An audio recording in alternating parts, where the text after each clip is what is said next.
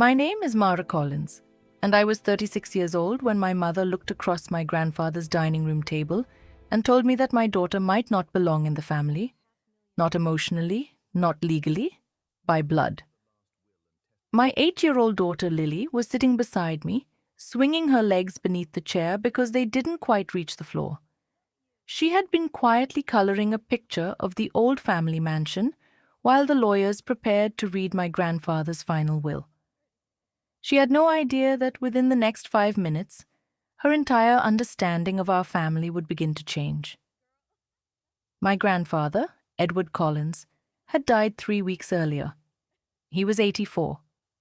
For most of my childhood, everyone in our town knew him as the man who owned Collins Construction, a company that had built half the houses on the north side of town. He wasn't the kind of wealthy man who drove around announcing his money. He wore the same brown jacket for 15 years and complained about paying $8 for a sandwich. But he owned something far more valuable than people realized: the Collins family estate, a massive old stone mansion sitting on 12 acres outside town. And according to the lawyer, my grandfather had left it to Lily. I remember the exact moment those words were spoken. Edward Collins leaves the family residence, including the 12-acre property and the associated trust, to his great-granddaughter Lily Collins to be held until her 25th birthday. Lily looked up from her coloring book. "Mom?" I smiled at her. "It means Grandpa left you the house?" Her eyes widened. "The big house," I nodded. "The very big house." She smiled. For the first time since my grandfather died, she looked genuinely happy. Across the table, however, my mother didn't smile. Evelyn Collins had been staring at the lawyer with an expression I couldn't read. My Uncle Richard leaned back in his chair and whistled softly. "Dad really did it," he said. The lawyer continued reading. There were smaller gifts: money for Richard's children, shares in the construction company, several charitable donations. But the mansion and the trust were Lily's. Then the lawyer closed the folder, and my mother finally spoke. "There's a problem." The room went silent. The lawyer looked at her. "What problem, Mrs. Collins?" My mother slowly folded her hands on the table. "Before Lily receives anything from my father's estate, I want a DNA test." I actually thought I'd misheard her. "A what?" "A DNA test." She didn't look at Lily. She looked directly at me. "I want proof that she's actually Edward's great-granddaughter." My stomach tightened. Lily stopped coloring. I looked at my mother, waiting for her to laugh. She didn't. "Mom," I said quietly, "what are you talking about?" "I've been asking questions for months." Her voice was calm, almost too calm. "You know your daughter's father wasn't exactly—" She paused. "Reliable." I felt heat rise into my face. Lily's father, Daniel, had died when she was 3. There had never been any question about him being Lily's biological father. But my mother continued. "Daniel wasn't from our family, he wasn't even from this state, and your marriage was complicated." "Don't do this here." "I have every right to protect my father's estate." My Uncle Richard shifted uncomfortably. "Evelyn, she's 8. "Exactly." My mother looked at Lily. "If she isn't Edward's biological descendant, she has no right to that house."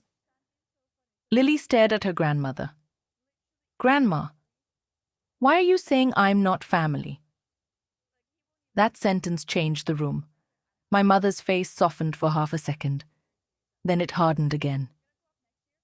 "Because family is about blood, sweetheart." I looked at my daughter.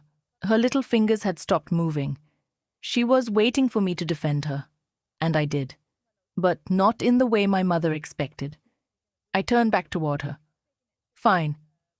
My mother blinked. "What?" "You want a DNA test?" I looked directly into her eyes. "Let's do it."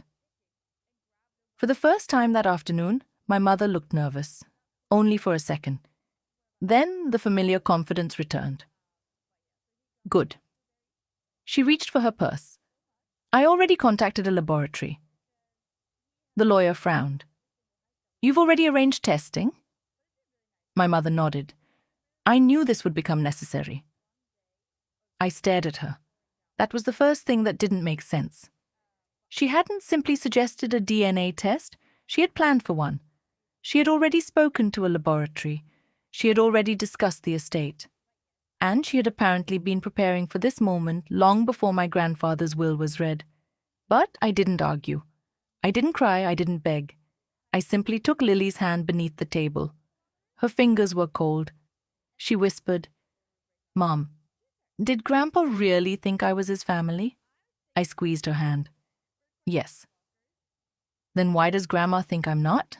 I looked across the table at my mother. For the first time in my life, I noticed something strange in her expression. It wasn't anger. It wasn't confidence. It was fear. And I had no idea what she was afraid of. Not yet. But 3 weeks later, when the laboratory called me, I would finally understand.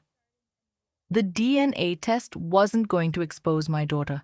It was going to expose someone else. Someone who had spent 40 years making sure nobody ever asked the right question. The next morning, I called the laboratory myself. I wanted everything done properly.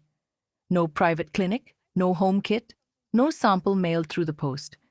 If my mother wanted a DNA test to decide whether my daughter belonged in the Collins family, then I wanted an accredited laboratory, supervised collection, sealed samples, and a complete chain of custody.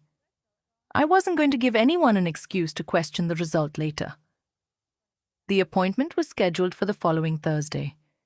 By then, my mother had already told half the family. She called it a simple formality, but somehow every person she spoke to seemed to know exactly what she was implying. Lily wasn't really a Collins. At school pickup, one of the mothers stopped me beside the parking lot. She lowered her voice. I heard there was some confusion about Lily's father. I stared at her. There isn't. She gave me an uncomfortable smile. Of course. Then she walked away. That was how I learned something about small towns. People don't need facts. They only need a question. And my mother had planted one everywhere. By Thursday morning, Lily and I were sitting inside a small medical office outside town.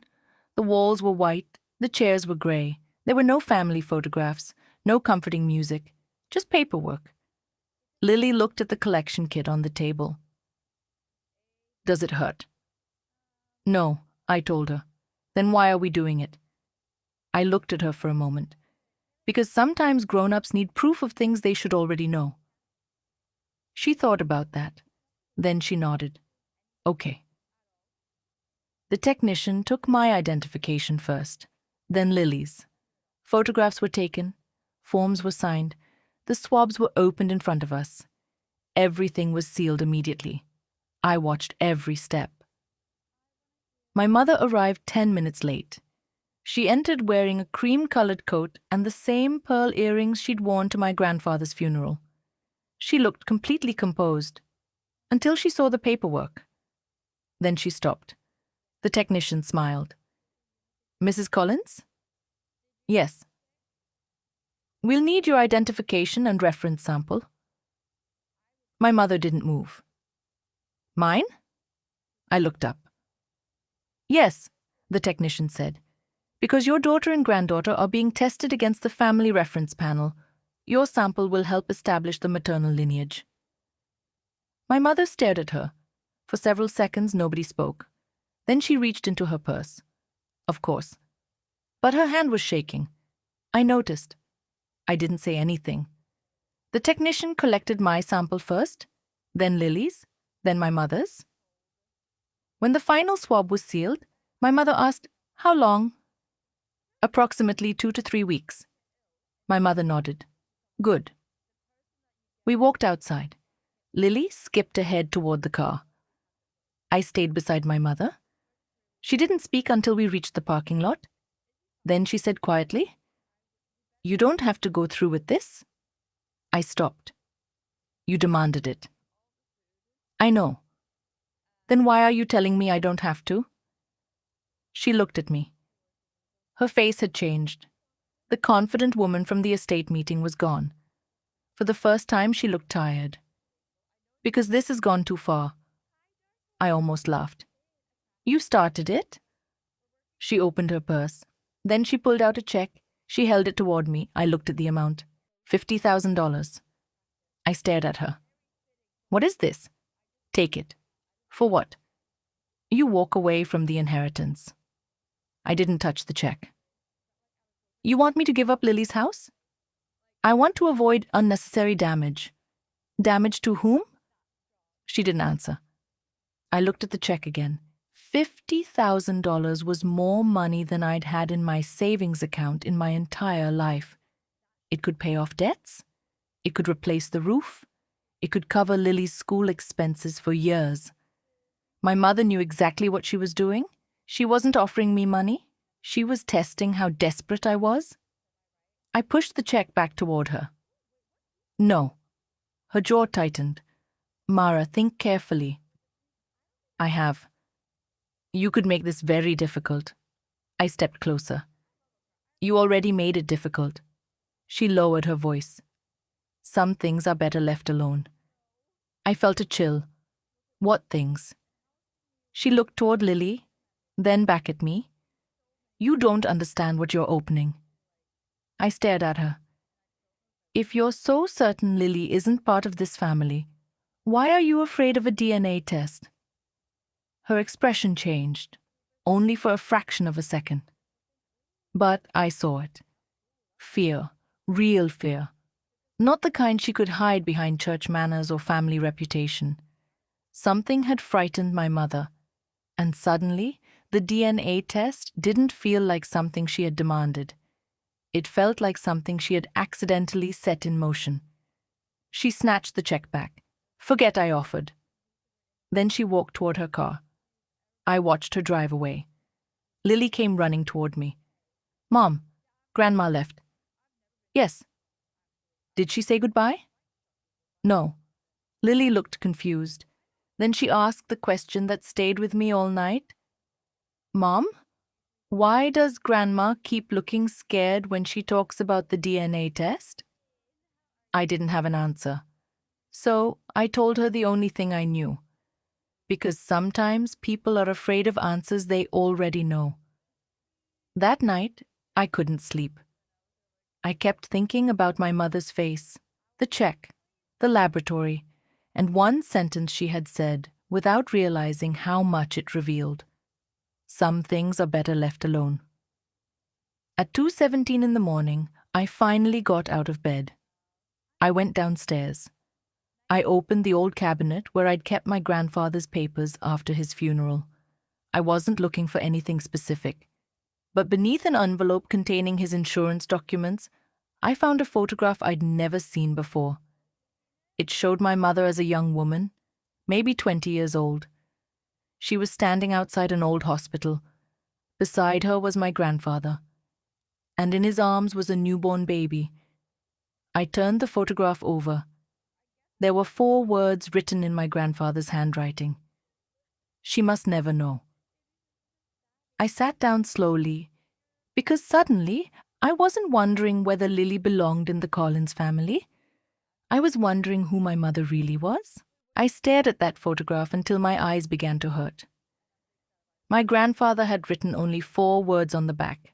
She must never know. I read them again. Then again. My mother was barely 20 in the photograph. She stood outside an old hospital in a wool coat, her dark hair pulled back, looking nothing like the woman I knew. Beside her was my grandfather, and in his arms was a newborn baby. I had spent my entire life believing my mother was born at home. That was the story printed in our family Bible. That was the story she'd told me. That was the story everyone knew. So why had my grandfather been standing outside a hospital with her? And who was the baby? I searched through the rest of the cabinet. Nothing. Birth certificates, tax documents, property records, old insurance papers, nothing about a hospital, nothing about a baby, nothing that explained the photograph. I finally called my Uncle Richard. He answered on the fourth ring. Mara, it's 2 in the morning. I need to ask you something. He was quiet for a moment. Is everything okay? No. I sent him a picture of the photograph. He didn't respond. I waited 30 seconds, then a minute. Finally, my phone rang. I answered immediately. Where did you find that? In Grandpa's cabinet. Richard exhaled. I haven't seen that in years. You know what it is? I know what I was told. What were you told? Another pause. Then he said something that made my stomach tighten. Mom wasn't supposed to know about it. I sat up straighter. What do you mean? I mean exactly what I said. Richard, whose baby is that? I don't know. You're lying. I swear I'm not. His voice had become quieter. When Grandpa was alive, I once asked him about that picture. He told me it was from before I was born, and that I had no business asking questions about it. And you never asked again? I was 16. That answer told me everything. My uncle had been afraid of my grandfather, but my grandfather was dead now, and the photograph was sitting on my kitchen table. I asked him one more question. Why would Mom not be allowed to know about her own photograph? Richard didn't answer. Instead, he said, Mara, listen to me. Don't confront your mother yet. Why? Because if Dad kept something from her for 40 years, there was a reason. The call ended. I barely slept. The next morning, I started searching. Not the internet, not social media, old records. My grandfather had kept almost everything: receipts, letters, business contracts, even grocery lists from 20 years ago. But there was one period that was strangely empty. The year my mother was born. Almost nothing. Then I remembered something my grandfather had once said. He used to complain about the old Collins family doctor. Dr. Harris never threw anything away. I drove to the address I'd found in an old medical directory. The office had been closed for years, but the building was still there. A small elderly man answered the door. His name was Samuel Harris.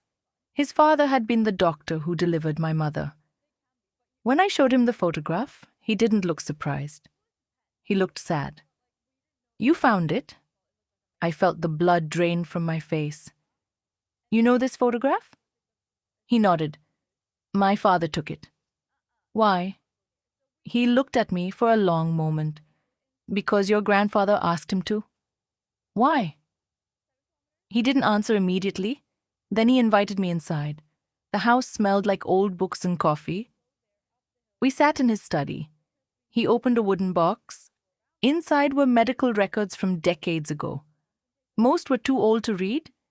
Then he pulled out one folder. My mother's name was written on it. Evelyn Collins. My hands began to shake. That's impossible. Dr. Harris looked at me. Why? Because my mother was born at home. He didn't correct me.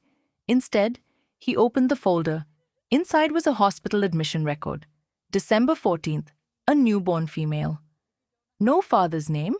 Mother's name listed as unknown. My heart started pounding. I looked at Dr. Harris. Who is the baby? He folded his hands. That's what your grandfather spent most of his life trying to protect. Protect from what? From the truth? I couldn't breathe properly. He continued. Your grandfather brought your mother to this hospital when she was an infant. He claimed she was his daughter. Your grandmother supported the story. But she was their daughter? Dr. Harris looked at me. No. The room seemed to tilt. No? He shook his head. Not biologically. I stared at the document. My mother's entire identity suddenly felt like a story someone had written for her. I whispered, then whose daughter was she? Dr. Harris closed the folder. I can't tell you that. Why? Because the records were sealed. By whom? He looked at the photograph again. Your grandfather. I stood. Then why did my mother demand a DNA test on my daughter? Dr. Harris's expression changed. He finally understood why I was there. She demanded one? Yes. To prove my daughter isn't family. He looked at me for several seconds. Then he said something I will never forget. Your mother has spent her entire life terrified that someone would ask the same question you're asking now. I drove home in silence. When I arrived, my mother was sitting on my front porch, waiting. She stood when she saw me. You've been asking questions? I froze. How do you know? Her face was pale. Because your uncle called me. I held the photograph in my hand. She saw it. Everything changed. My mother stared at that picture as if she'd seen a ghost. Where did you get that? Grandpa's cabinet. She took one step backward. Give it to me. No. Mara, who is the baby? She didn't answer. Who am I looking at? Her eyes filled with tears.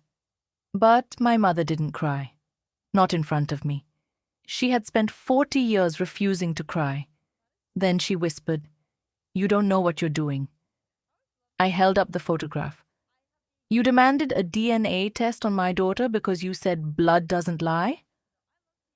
Her face went completely still. I stepped closer. So let's find out how much of our family is actually connected by blood.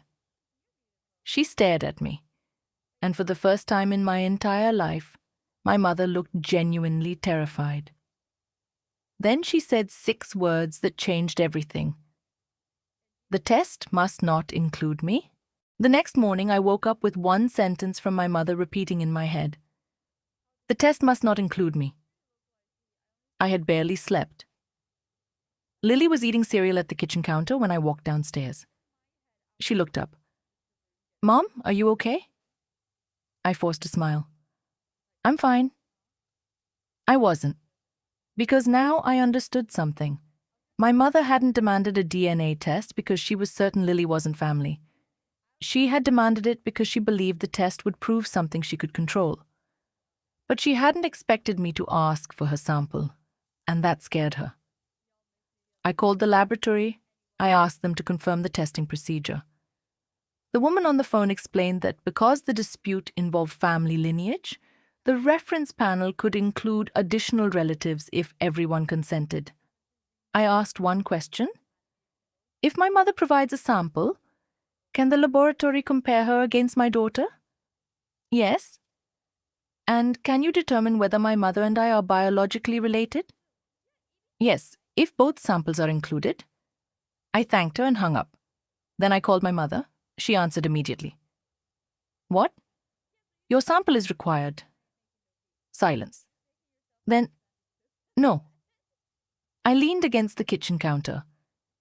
You demanded the test. I demanded a test between you and Lily. That's not enough. It is legally sufficient. Maybe for you. I heard her breathing. You don't understand what you're doing. I understand perfectly. You're destroying this family. No, Mom. I looked at Lily. She was quietly drawing a house. You started this. My mother hung up. 2 hours later, her lawyer sent an email. He argued that her biological relationship to the family was irrelevant. I forwarded it to our estate attorney. The response came within an hour. It isn't irrelevant. That sentence made my heart beat faster. The next 3 weeks were unbearable. My mother stopped speaking to me. She also stopped visiting Lily. That hurt more than I expected. Lily kept asking when Grandma was coming over. I never knew what to say. Meanwhile, the inheritance remained frozen. The house couldn't legally be transferred. The trust couldn't be released. And my mother continued telling relatives that I was making things unnecessarily complicated. Then, on a Tuesday afternoon, my phone rang. The number was from the laboratory. I was sitting in my car outside Lily's school. I answered. Hello? Mrs. Collins. Yes. This is Amanda from the laboratory. I'm calling regarding your family testing case. My stomach tightened. Is there a problem? A pause. No. Another pause. Actually, the testing involving your daughter has been completed. I closed my eyes. And? The results are very clear. I waited. Your daughter is biologically related to you. I exhaled. I hadn't realized I'd been holding my breath. And her relationship to the Collins family? She qualifies as a biological descendant under the tested lineage. I almost cried. It was over. Lily was family. The mansion was hers. My mother's entire argument had collapsed. Then Amanda's voice changed. However, my eyes opened. However what? We need to discuss one of the reference samples. I sat completely still. Which one? The sample submitted by Evelyn Collins. My heart stopped. What about it? I can't discuss specific findings over the phone. Then tell me why you're calling. She hesitated. Because the laboratory identified an unexpected relationship pattern. I stared through the windshield. What does that mean? We repeated the analysis. And? The result was confirmed. My hands tightened around the steering wheel. Is my daughter okay? Yes? Am I okay? Yes. Then what is wrong? Silence. Then she said, the sample submitted by your mother does not show the biological relationship we would expect. I couldn't speak. Amanda continued carefully. We've notified the attorneys because this may affect the estate proceedings. I whispered, what relationship doesn't match? I can't disclose that until the official report is released. Please. I understand this is difficult. I looked toward the school entrance. Children were coming outside, parents were waiting, cars were moving. The world was continuing as normal, but mine had just tilted. I asked one final question. Is there any possibility the sample was mixed up? No. Contaminated? No. Lab error? We reran the analysis. And the result was the same. My mouth went dry. Then what are you saying? Amanda lowered her voice. The person who provided that sample does not appear to be biologically related to the family line you asked us to test. The call ended. I remained in the car. I didn't move. My mother had spent weeks telling everyone that blood doesn't lie. Now, the laboratory had found a problem with hers. That evening, I called my Uncle Richard. He answered immediately. Mara? The lab called. He went silent. What did they say? I told him. For several seconds, there was nothing but breathing on the phone. Then Richard whispered, I knew there was something. What? I remember Dad telling me once that Mom wasn't supposed to know. I gripped the phone. You said that before. I didn't understand what he meant. What changed? I found something. My heart started racing. What? A letter. From Grandpa? Yes. Where? In his old office. What does it say? Richard hesitated. Then, I'm looking at it right now. What does it say? His voice dropped. It says, if the truth ever comes back, protect Evelyn from what happened before she was old enough to remember. I closed my eyes. There it was again. The same secret, the same fear, the same warning. And suddenly, I understood why my mother had been desperate to keep her sample out of the test. She wasn't afraid the DNA would prove Lily wasn't family.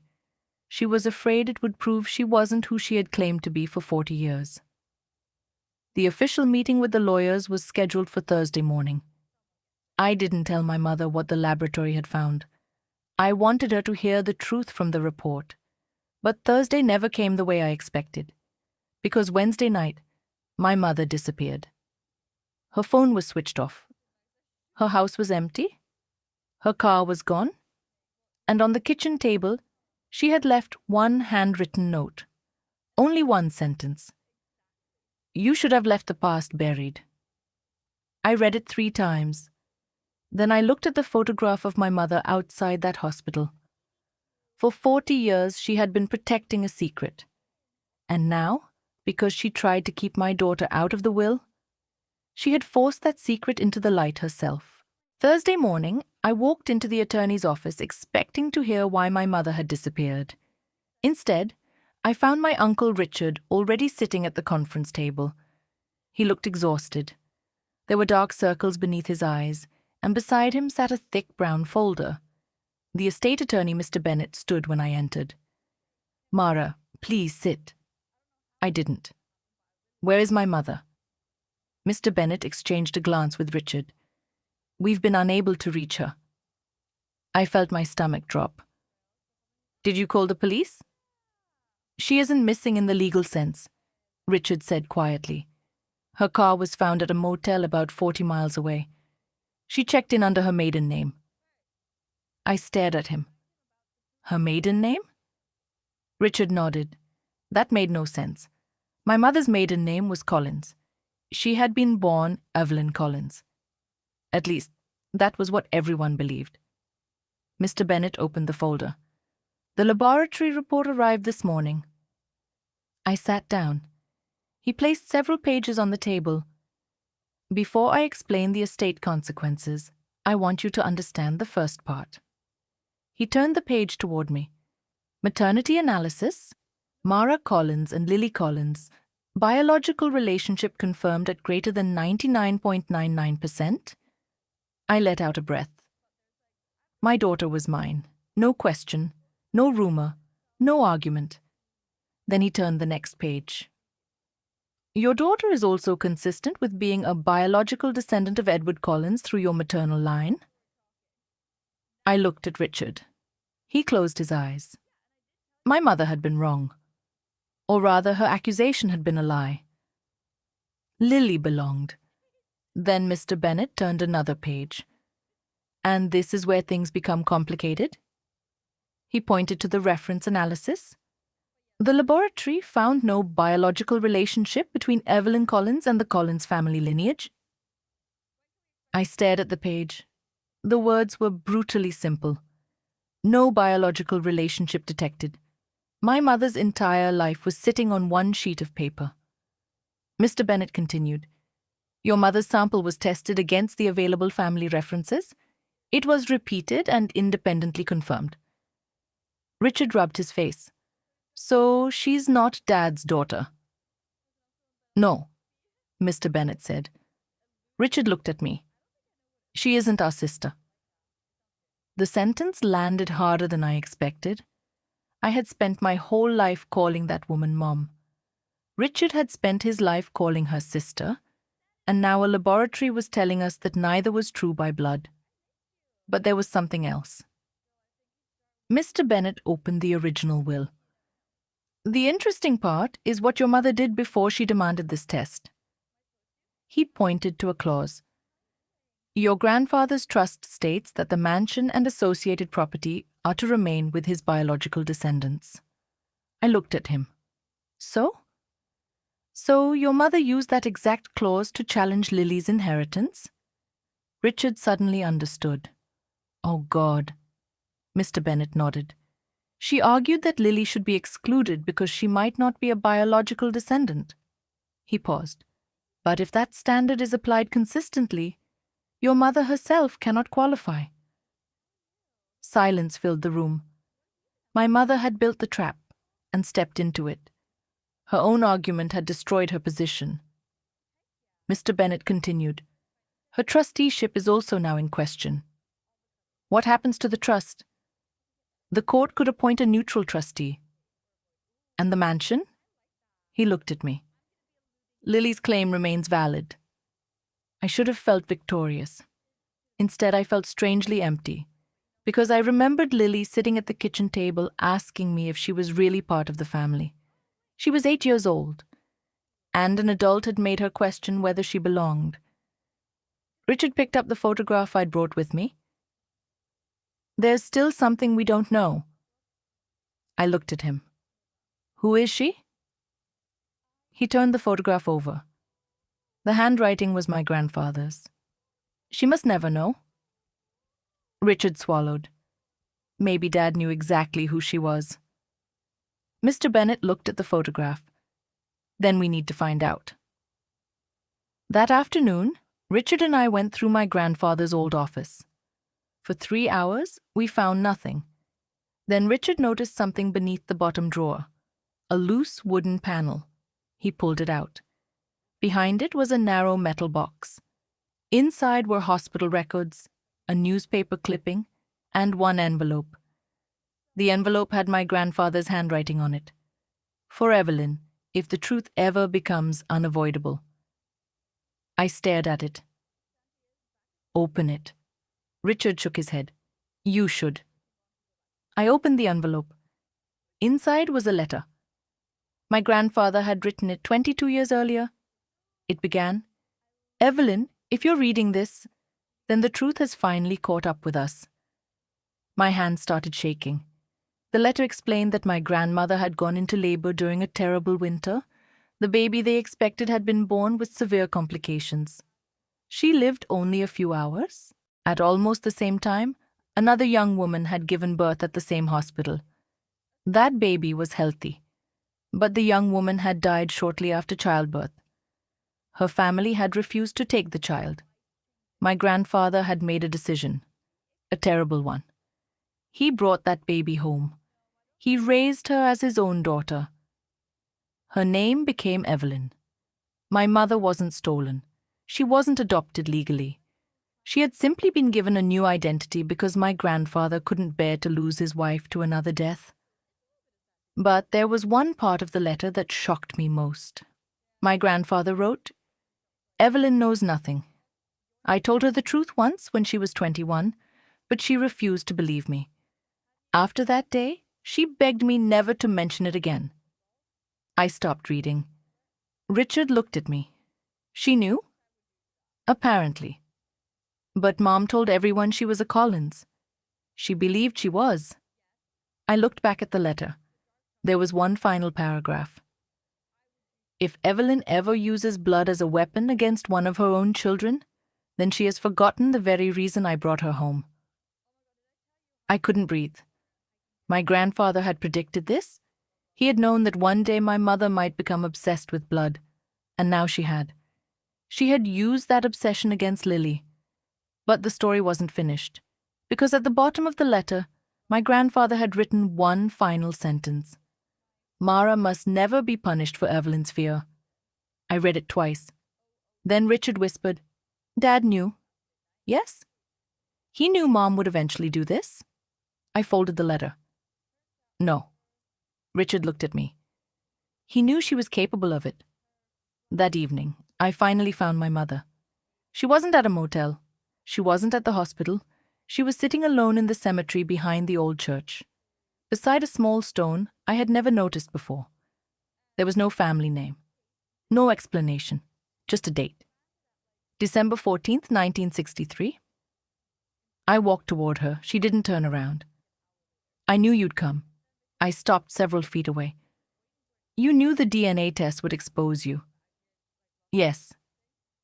You knew Lily was your granddaughter. Yes. Then why did you do it? For a long time, she said nothing. Then she touched the little stone with her fingertips. Because I spent my whole life believing that if anyone discovered the truth, I'd lose everything.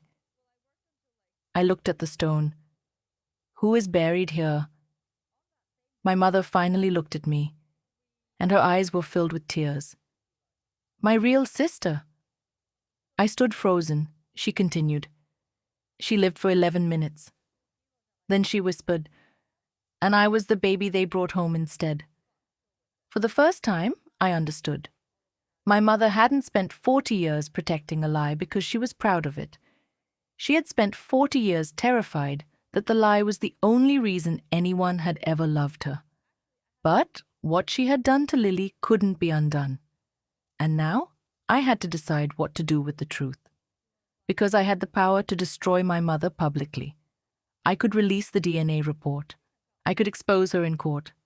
I could let the entire town know that the woman who had spent weeks questioning my daughter's bloodline wasn't even biologically related to the family herself. Part of me wanted to, but another part remembered what my grandfather had written. Mara must never be punished for Evelyn's fear. And suddenly, I knew what I was going to do. The next morning, I went to my mother's house alone. I didn't take Richard. I didn't take the lawyer. And I didn't take the DNA report. I wanted this conversation to belong to the two of us. My mother was sitting at the kitchen table when I walked in. The same table where she'd spent years correcting my posture, criticizing my grades, and reminding me that family reputation mattered more than feelings.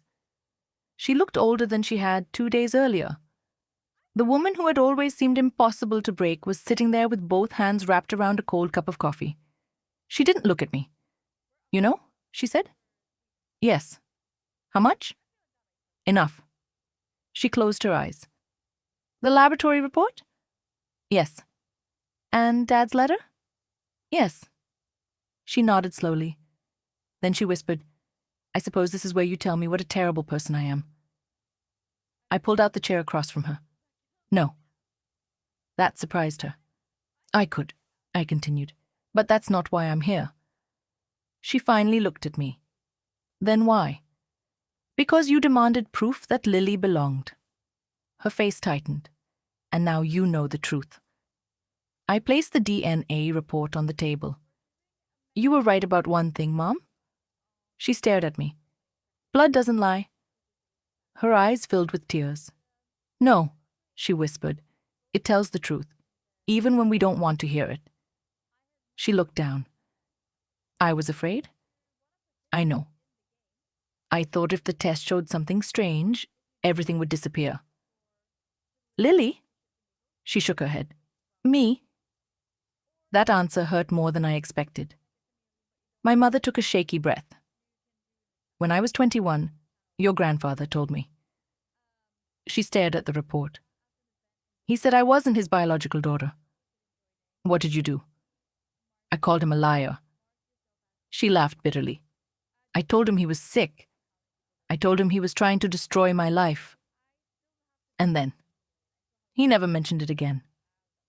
I understood. She had spent decades pretending the conversation had never happened. Until I had a daughter. Until my grandfather left the mansion to her. Until my mother suddenly saw an opportunity to prove that blood mattered more than anything else. And then she made the mistake of demanding a test. "I didn't think they'd test me," she said. "I know. I thought they'd compare you and Lily." "And when the laboratory asked for your sample?" Her voice cracked. I couldn't say no without explaining why. She covered her face. "I thought I could control it." "You couldn't." "No." She looked at me. "I destroyed everything." "No." I shook my head. "You hurt people." She lowered her eyes. "There's a difference." She nodded. I took out a second document. My grandfather's final trust amendment. "I've spoken to Mr. Bennett." She looked up. "What's going to happen?" "You're resigning as trustee." Her face fell. "The education funds will be released." She nodded. "And Lily keeps the mansion." Another nod. "And you're withdrawing your challenge." My mother looked at me for a long moment. "You could expose me." "Yes." "You could give the report to the newspapers." "Yes." "You could tell everyone." "I could." She swallowed. "Why won't you?" I looked at her. "Because I don't want Lily growing up watching me destroy her grandmother." Her eyes filled again. "But I'm not protecting you." She looked confused. "Then what are you doing?" "I'm protecting my daughter from becoming part of this." I pushed the final document toward her. "There are conditions." She looked down. "First, you withdraw the inheritance challenge in writing." She nodded. "Second, you resign as trustee today." Another nod. "Third, you tell Uncle Richard the truth yourself." Her face tightened. "That isn't necessary." "It is. He'll hate me." "He may." She looked at me. "And you?" I took a breath. "I don't hate you." That was the hardest sentence I'd said. "But I don't trust you anymore." She looked down at her hands. "I understand."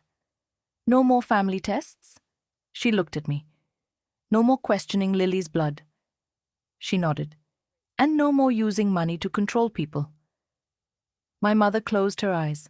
Then she picked up the pen. For the first time in my life, I watched her sign something without trying to control the outcome. The objection was withdrawn. Her trusteeship was resigned, and Lily's inheritance was restored.